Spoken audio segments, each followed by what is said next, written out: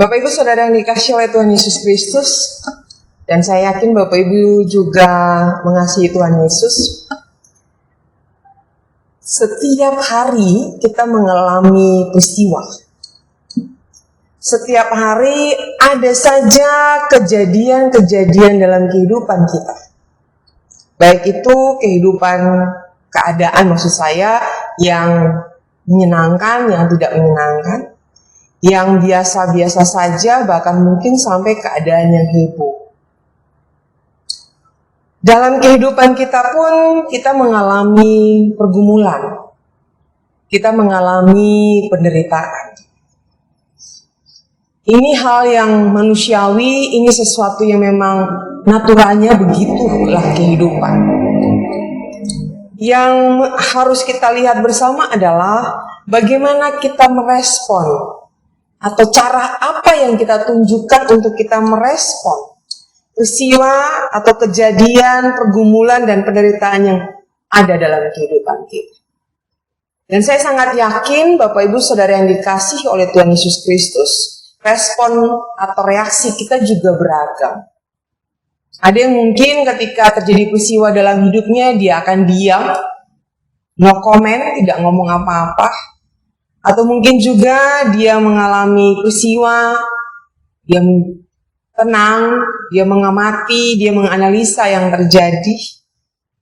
Bahkan bisa juga ketika peristiwa hidup terjadi dalam kehidupan kita atau di sekitar kita, apapun itu, bisa saja ada orang yang kemudian menghubungkannya dengan ajaran agama. Atau kalau secara Kristen pasti kita melihat, kita hubungkan dengan apa yang tertulis dalam Alkitab. Dan ketika kita menghubungkan dengan iman kita, maka akan muncul dua versi atau dua hal. Kita akan melihat itu berkat atau kutuk. Kita akan melihat itu berkat atau hukuman.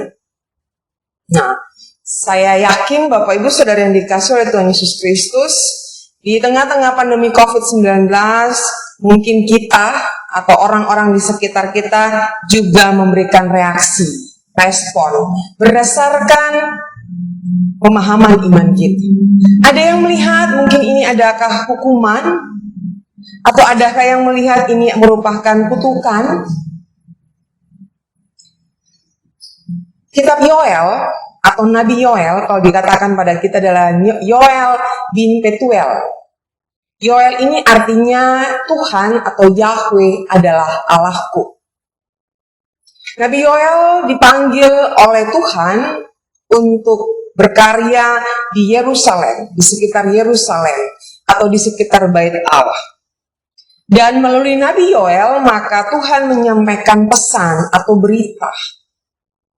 Yang ternyata kalau kita membaca dengan baik, pesan atau berita yang disampaikan Tuhan kepada umat melalui Nabi Yoel adalah pesan penderitaan.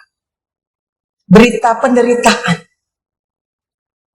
Memang dalam konteks perjanjian lama atau konteks kehidupan orang Israel, ketika berbicara soal kehidupan dalam artian hari Tuhan, ketika dia berbicara soal sisi-sisi kehidupan yang berhubungan dengan penderitaan, pergumulan, selalu dikaitkan dengan hukuman, kutukan.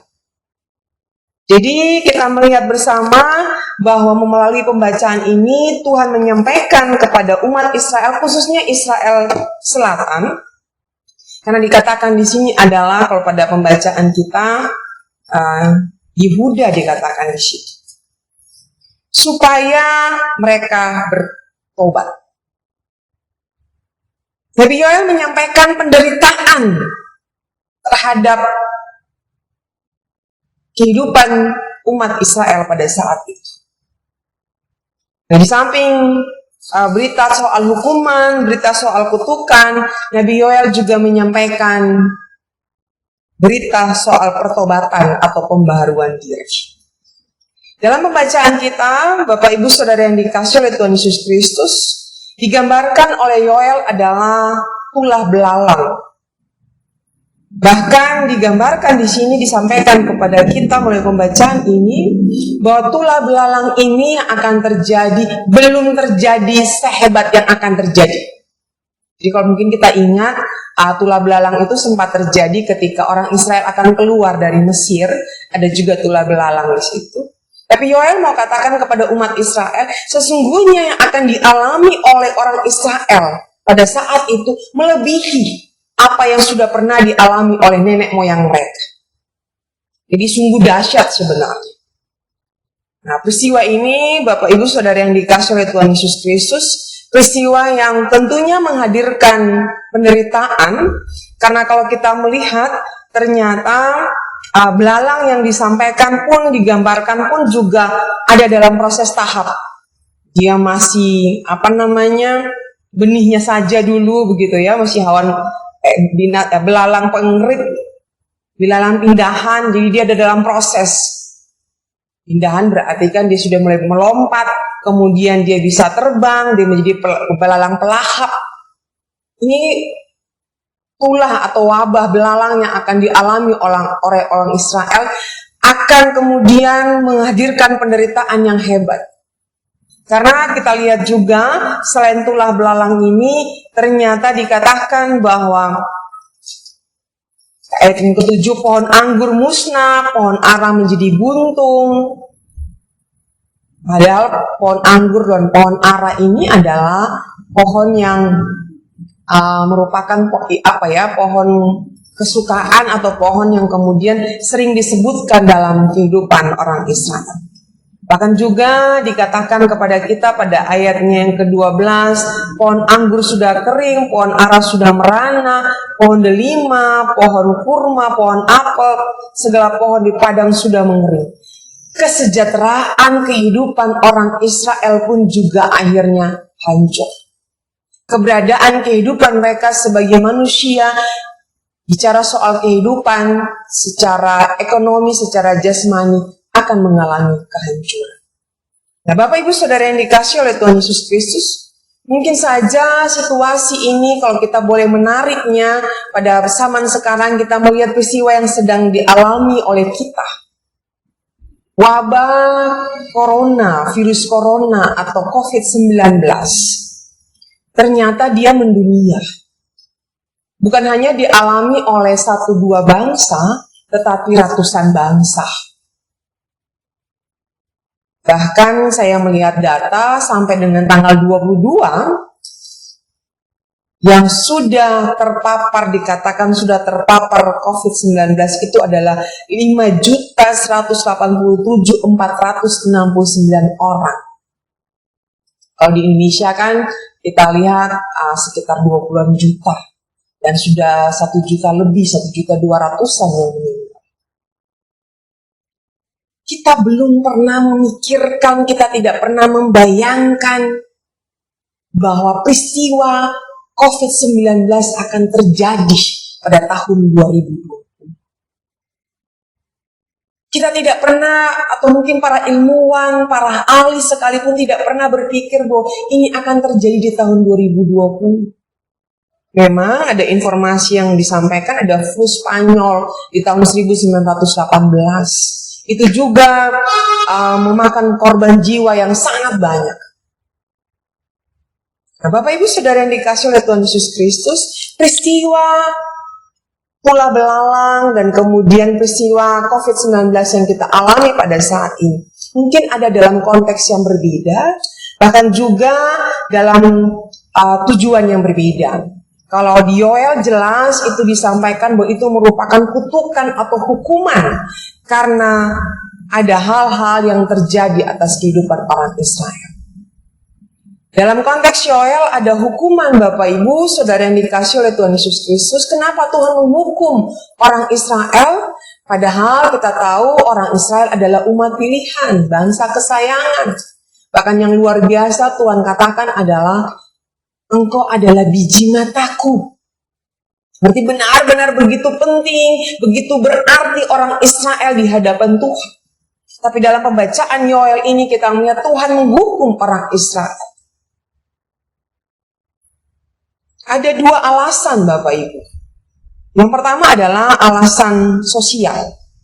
Secara sosial, kehidupan sosial orang Israel pada saat itu sangat buruk. Buruknya di mana orang kaya menindas orang miskin. Terjadi ketidakadilan luar biasa pada saat itu. Orang kaya menindas orang miskin, atau dikatakan dalam bahasa edisi studi Alkitab dikatakan merampok. Ini bisa saja kita bisa pahami Bapak Ibu, ya mungkin orang miskin lagi membutuhkan dana, membutuhkan uang, dia mencari pertolongan, bantuan, dan orang kaya yang punya uang memberikan pertolongan, tetapi dia memberikan dengan bunga yang sangat tinggi. Merampok. Terakhir dia bukan hanya membayar kembali pinjaman, tetapi dia membayar bunga yang berlipat-lipat kali. Inilah bentuk pemahaman yang bisa kita lihat. Orang kaya merampok orang miskin. Ada ketidakadilan sosial yang terjadi pada saat itu. Setiap orang berusaha untuk memperkaya diri sendiri. Setiap orang hanya memperhatikan keberadaan dirinya saja. Ketidakadilan sosial terjadi pada saat itu. Yang kedua adalah berhubungan secara religius. Imam, umat, kemudian selain mereka menyembah kepada Tuhan, ternyata mereka juga menyembah kepada ilah-ilah lain.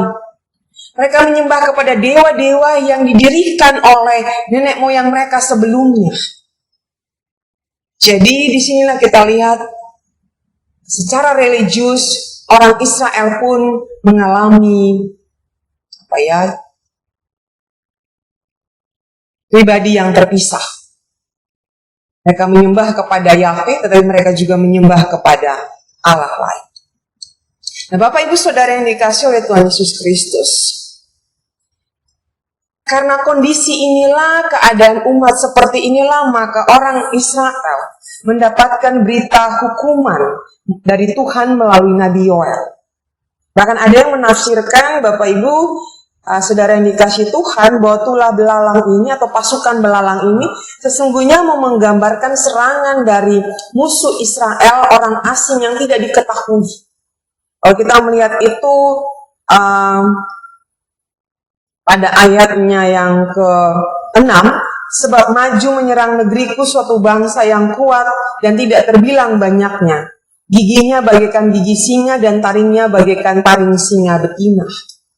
Jadi ini Yoel sebenarnya juga sedang menyampaikan nubuat bahwa Israel akan hancur oleh suatu bangsa dengan kekuatan yang luar biasa dahsyat. Jadi kita bisa melihat ada berita hukuman yang disampaikan oleh Yoel. Di tengah-tengah situasi berita hukuman itu, Nabi Yoel pun menyampaikan kepada orang Israel, sebenarnya bukan Nabi Yoel tetapi Tuhan yang menyampaikan kepada orang Israel apa sesungguhnya yang harus mereka lakukan. Yang pertama kita lihat pada ayat yang kelima, bangunlah, dikatakan begitu, bangunlah hai pemabuk dan menangislah. Bangunlah ini berarti dapat kita tafsirkan dengan sadarlah, terjagalah.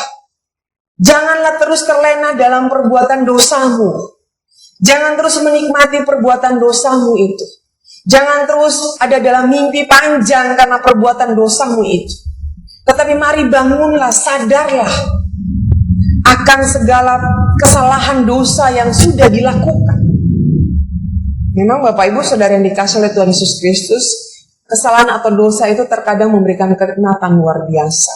Sehingga membuat orang lupa diri. Orang tidak mau sadar, orang tidak mau berubah, orang tidak mau bangun. Dia terus ada dalam kenikmatan karena dosa itu. Sehingga yang pertama Yoel katakan, Tuhan katakan melalui Nabi Yoel kepada umat Israel, bangunlah, sadarlah, terjagalah, sadarilah apa yang menjadi perbuatanmu yang mendatangkan dosa itu. Dan kemudian yang kedua adalah menangisilah. Menangislah. Ini berarti kita bisa melihat bukan cuma sekadar sadar atau terjaga, tetapi sesalilah. Harus ada penyesalan, harus merasa bersedih atas perbuatan dosa yang sudah dilakukan. Dan yang ketiga dikatakan merataplah. Bahkan dikatakan kepada kita, merataplah ini digambarkan seperti anak darah yang berlilitkan kain kabung. Meratap bagi orang Israel itu sesungguhnya adalah sebuah tindakan untuk memohon, menyadari kesalahan dan dosa, dan memohon pengampunan kepada Tuhan. Tapi ketika dikatakan merataplah seperti anak darah yang berlilitkan kain kabung, anak darah ini sebenarnya anak gadis. Dalam tradisi orang Israel, anak gadis yang dipandang sudah bisa bertunangan, kemudian akan ada pertunangan, diadakan pertunangan. Nah, ketika sudah ada pertunangan, maka anak gadis ini akan terikat dengan keluarga tunangannya. Karena dia sudah, keluarganya, orang tuanya sudah menerima mahar. Nah, ketika anak gadis ini sudah bertunangan, ikatannya hampir sama dengan ikatan perkawinan. Tidak boleh ada perceraian misalnya. Secara hidup maksudnya. Nah, ketika dia dibawa ke keluarga atau rumah orang tua tunangannya, dan andaikan tunangannya itu meninggal, maka anak gadis ini akan dikatakan sebagai seorang janda. Nah, sebagai janda, maka kemudian dalam tradisi orang Israel tidak ada lagi harapan. Karena sesungguhnya perempuan itu sangat bergantung kepada laki-laki sebagai pelindungnya. Seorang perempuan ketika dia keluar rumah, maka dia dilindungi oleh ayahnya atau oleh suaminya atau oleh saudara laki-lakinya. Nah, ketika dia sudah terikat dalam tunangan, maka dia dilindungi oleh tunangannya itu. Nah, ketika tunangannya meninggal, dia dikatakan sebagai janda, siapa lagi pelindungnya? Tidak ada. Itu berarti tidak ada lagi pengharapan, tidak ada lagi masa depan yang dimiliki oleh anak gadis. Ini berarti mau digambarkan kepada orang Israel bahwa karena perbuatan dosa yang mereka lakukan dan hukuman Tuhan yang akan diberikan kepada mereka, mereka sama seperti anak gadis yang tidak, anak darah yang tidak lagi punya harapan. Karena itu mereka harus meratap. Mereka harus menyadari dengan sungguh-sungguh keberadaan mereka. Dan mereka harus benar-benar meminta pengampunan kepada Tuhan. Berpakaian kabung itu kan sebenarnya kain kasar, karung. Kain karung sebenarnya. Yang menunjukkan penderitaan, menunjukkan penyesalan, ratapan luar biasa di sana. Penyesalan dengan luar biasa di sana. Sehingga Bapak Ibu Saudara yang dikasihi oleh Tuhan Yesus Kristus, kita boleh melihat bersama bahwa bukan hanya ada berita soal hukuman, tetapi Tuhan juga menyampaikan kepada orang Israel untuk mereka juga merespon hukuman ini atau merespon berita ini yang di dalamnya juga ada kesadaran diri untuk melakukan penyesalan atas segala kesalahan dan dosa, untuk juga melakukan pembaruan dalam diri mereka. Bapak Ibu Saudara yang dikasihi oleh Tuhan Yesus Kristus, tadi sempat saya ngomong soal COVID-19, hukumankah atau kutukankah? Tidak bisa terburu-buru kita mengatakan bahwa COVID-19 ini adalah hukuman atau kutukan. Walaupun kita melihat bahwa ada situasi penuh penderitaan yang terjadi karena adanya pandemi COVID-19. Kita tidak bebas beraktivitas di luar rumah. Orang yang bekerja, mereka harus dirumahkan. Pengusaha pun kemudian, andaikan dia punya usaha, dia juga harus berpikir bagaimana dia membayar karyawannya. Keadaan ekonomi, baik secara pribadi, keadaan ekonomi, baik secara masyarakat, mengalami gangguan luar biasa. Bahkan juga kita mengalami hal-hal psikologi lainnya. Orang yang dinyatakan PDP sekalipun atau ODP sekalipun, respon masyarakat adalah menjauhinya, membencinya. Padahal ini adalah sebuah penyakit yang tidak juga dimau oleh siapapun. Tapi kita tidak bisa secara terburu-buru atau tergesa-gesa menyatakan bahwa COVID-19 itu hukuman atau kutukan. Namun melalui pembacaan kitab Yoel ini mau menghantar kepada kita bersama ketika kita merespon atau menanggapi pandemi COVID-19, kita merespon penderitaan, pergumulan yang kita alami pada saat ini dengan kita diingatkan oleh Nabi Yoel.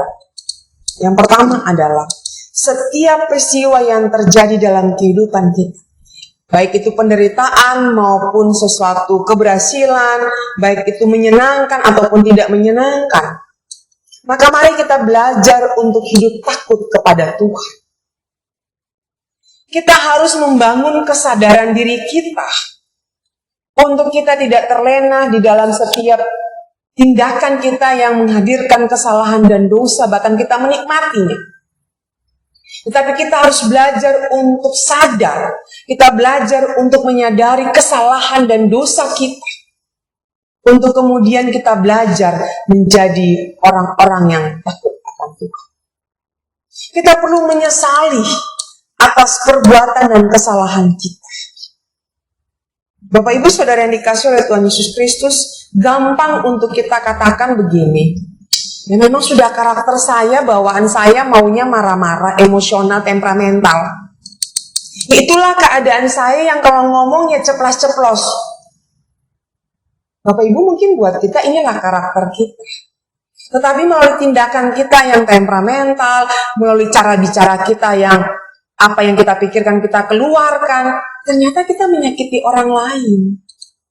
Ternyata kita menimbulkan sesuatu yang tidak menyenangkan di situ. Dan mungkin kita bertanya, apakah itu salah? Ya salah. Karena tindakan kita, perbuatan kita menghadirkan penderitaan bagi orang lain. Menghadirkan luka bagi orang lain.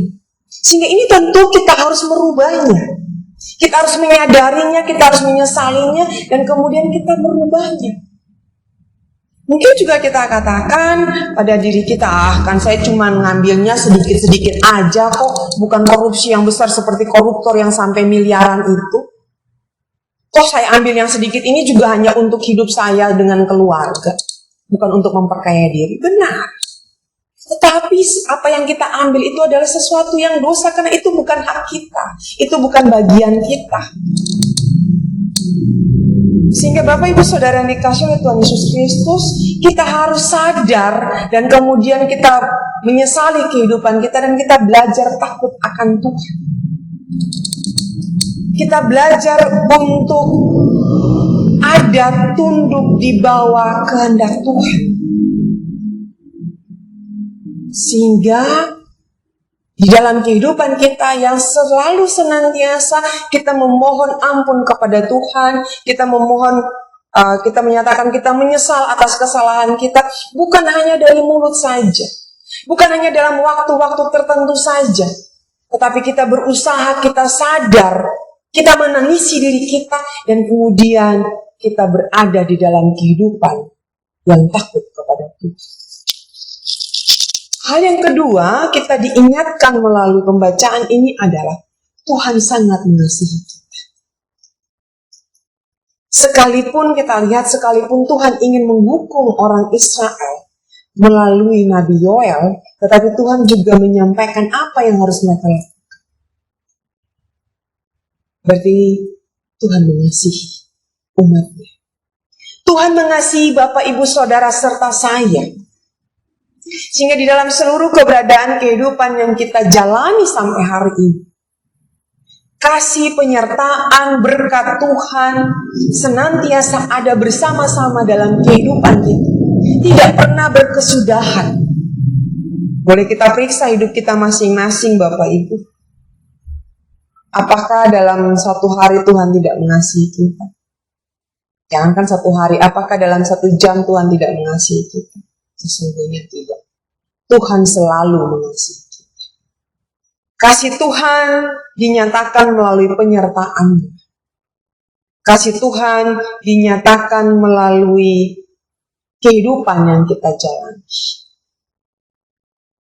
Mungkin kita berkata, di mana kasih Tuhan sedangkan hidup saya penuh penderitaan. Ketika kita mampu menghadapi penderitaan itu pun, ketika kita tetap kuat menghadapi penderitaan itu pun, itulah bentuk kasih Tuhan. Tuhan sangat mengasihi kita. Tuhan sangat mencintai kita sebagai umat-Nya. Hari Kamis yang kemarin kita baru saja merayakan kenaikan Tuhan Yesus ke surga.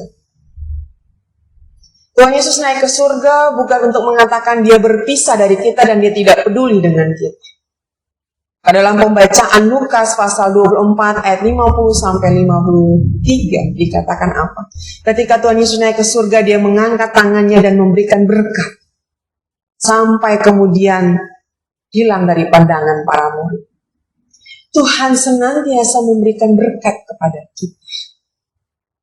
Ketika Tuhan Yesus naik ke surga, itu bukan berarti kemudian tidak ada lagi hubungan kita dengan Tuhan atau Tuhan dengan kita. Tidak.